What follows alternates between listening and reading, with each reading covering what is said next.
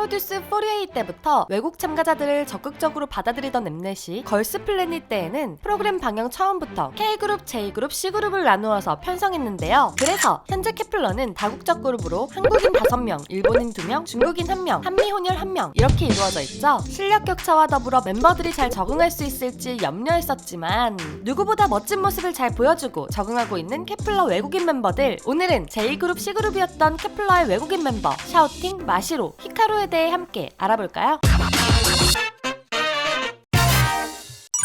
샤오팅, 케플러의 메인 댄서이자 유일한 C그룹 출신 샤오팅, 걸스플래닛 주제곡의 센터였을 만큼 방송 초기부터 많은 주목을 받았었죠. 예쁜 애들 사이에서도 빛이 나는 듯 눈에 띄는 비주얼을 자랑합니다. 여러 한국 연예인들이 닮은 꼴로 언급될 만큼 한국인 정서에 알맞은 미녀상 비주얼, 이 초롱초롱한 눈의 세로 길이가 무려 2cm, 똘망똘망한 눈빛이 꽃사슴을 연상케 하죠. 외국인 참가자는 실력이 떨어진다라는 편견을 제대로 부수는 듯 걸스플래닛 당시에도 케플러로 데뷔 이후에도 메인 댄서로 무대를 화려하게 꾸미는데 큰 지분을 차지하고 나죠. 샤오팅의 아름답고 우아한 춤선은 아마 어릴 적부터 배워온 댄스 스포츠의 영향으로 보입니다. 학창시절 때 각종 댄스 스포츠 대회에서 50여 개의 상을 수상했는 데다가 2013년에는 중국 전국 댄스 스포츠 대회에서 4위에도 들었다고 하는데요. 히카루가 세계에서 상 받았다고 할 만큼 자부심을 가질만 하네요. 댄스 스포츠계의 유망한 인재였던 샤오팅이 어쩌다가 아이돌로 데뷔를 결심하게 되었을까요? 절친의 사진 모델로 활동하던 샤오팅은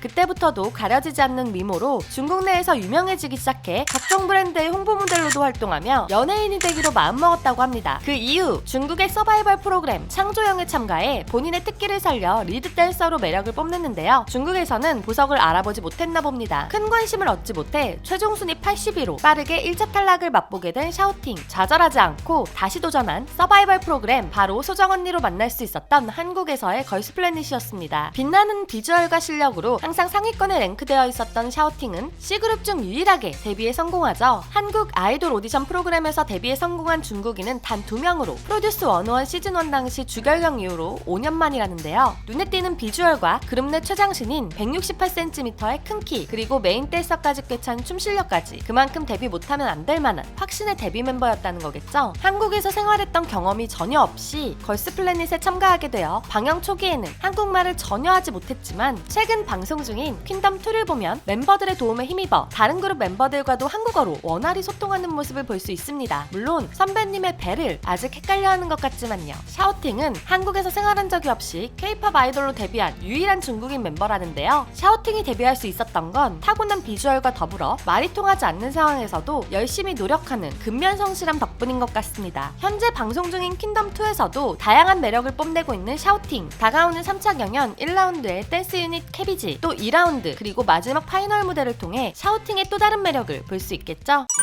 마시로, 걸스플래닛에서 일본어로 말하는 장면을 찾기 힘들 정도로 한국어를 잘하던 마시로, 이와 같은 점이 한국 팬들에게 어필되기도 했었는데요. 마시로는 어떻게 이렇게 한국어를 잘하게 된 것일까요? 케플러 내 외국인 멤버 중 유일하게 한국 생활을 오래한 마시로, 어렸을 적부터 일본 내에서 걸그룹으로 활동했으며 또 모델 및 배우로도 활동한 경력이 있는 다재다능한 연예계 인재 그 자체죠. 아쉽게도 일본 내에서 활동한 걸그룹 알파버비즈가 성공하지 못하자 K-POP 가수로 성공하겠다는 일념 하나로 한국에 오게 되었는데요. 일본에서 열린 글로벌 오디션도 아니고 직접 한국까지 찾아와 JYP 본사에서 보게 된 공개 오디션에서 무려 2위로 JYP에 입사하게 됩니다. 한국으로 직접 찾아와 오디션을 본 외국인으로는 마시로가 최초였다고 하는데요. 그만큼 가수의 꿈이 간절했던 거겠죠. 그렇게 약 2년간 해오던 JYP 연습생 생활, 당시 스트레이키즈와 같은 JYP 연습생 서바이벌 프로그램에 참가하는 등 있지의 데뷔조에 꾸준히 언급되곤 했지만 아쉽게도 마시로는 있지로 데뷔하지 못하게 되었습니다. 데뷔에 실패한 마시로는 JYP 퇴사 후 타회사로 이적하여 계속 데뷔를 꿈꿨지만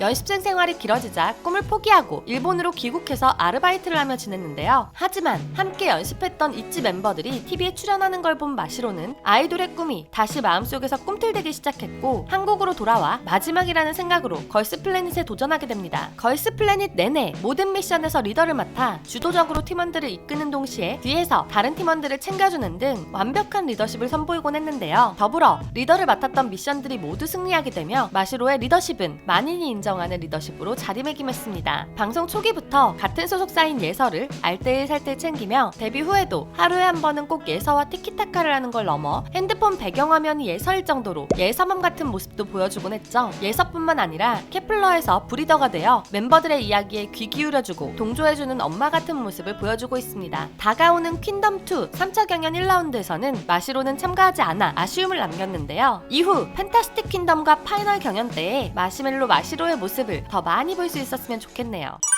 히카루, 평소에는 귀여운 아기, 나무늘보같이 순한 잼카루 그 자체지만 무대 위에서는 모든 걸 부술 것 같은 카리스마로 분위기를 압도해버리는 히카루. 춤 좀 춘다는 멤버들만 모아놓은 퀸덤2 3차 경연 댄스 유닛. 그 중에서도 KBG의 센터를 꿰찬 히카루는 댄스 유닛 중간 점검 당시 다른 팀이었던 이달의 소녀 희진까지도 시선을 정말 사로잡아버렸다며 누가 봐도 메인 댄서 히카루의 춤 실력을 보며 감탄하게 만들었는데요. 히카루의 춤을 보면 시원시원하고 쫀득한 춤선은 기본, 춤과 어울리는 다양한 표정 연기 때문에도 더 눈길이 가곤 합니다. 히카루의 이런 무대 위에 끼는 타고난 것도 있지만 연습벌레라는 별명이 붙을 만큼 연습하는 히카루의 노력 덕분이라는데요. 걸스플래닛 1차 탐색전 당시 노력형 끼냐고 물어보는 티파니의 질문에 원래는 노래도 춤도 못해서 정말 열심히 노력해 이제야 본인 스스로를 발견한 것 같다는 대답을 했죠. 무대에 올라가기 직전까지 같은 표정과 동작을 수십 번씩 반복해서 멤버들도 질려할 정도의 연습벌레입니다. 이렇게 만들어진 퍼포먼스 실력뿐만 아니라 히카루의 보컬 실력 또한 대단한데요. 대부분의 일본인 아이돌 멤버가 내는 비음이 없어 깔끔한 음색의 소유자인데다가 똑 부러지는 딕션의 한국어 가사를 잘 소화해내 외국인 멤버에겐 다소 어려울 수 있는 랩 파트도 훌륭하게 소화해냅니다. 방송 방영 초기부터 한국어로만 자기소개를 한다거나 한국어 랩을 외워와 원래부터 유창한 한국어 실력을 갖고 걸스플래닛에 참가한 줄 알았지만 알고 보니 통째로 외워버렸다는 걸 보면 앞서 말한 연습벌레라는 말을 다시 한번 체감하게 되죠. 이제는 단순 통함기를 넘어서 높은 수준의 단어를 구사하며 하루가 다르게 늘어가는 히카루의 한국어 실력을 보면 앞으로가 더더욱 기대됩니다. 히카루는 퀸덤2 내에서 가장 탐나는 멤버 공동 2위로 뽑히기도 했는데요. 이유인즉슨 너무 귀엽고